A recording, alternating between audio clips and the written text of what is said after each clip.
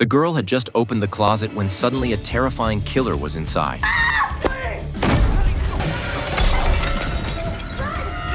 Mira bolted out of the room and slammed the door shut. Then she yanked off Mike's belt, hooked the buckle around the doorknob, and tied it tightly to a nearby water pipe. That should keep the killer locked in. Mira finally let out a long breath of relief, only to realize she was wrong.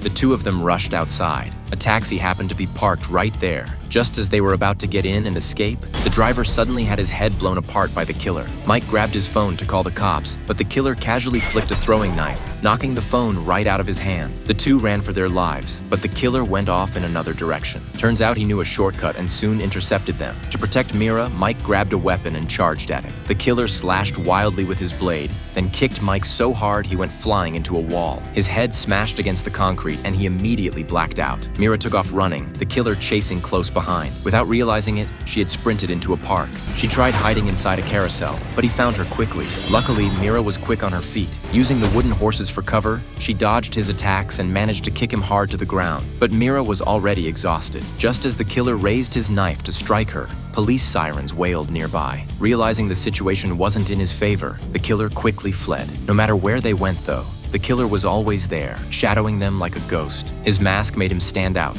and soon people in the crowd recognized him.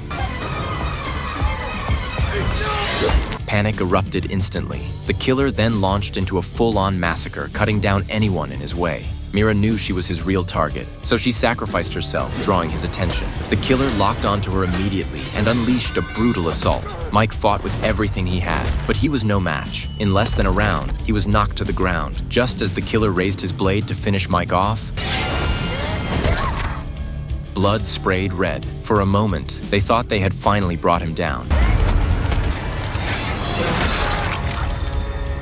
The terrifying killer was dead at last. Surviving this ordeal had been anything but easy.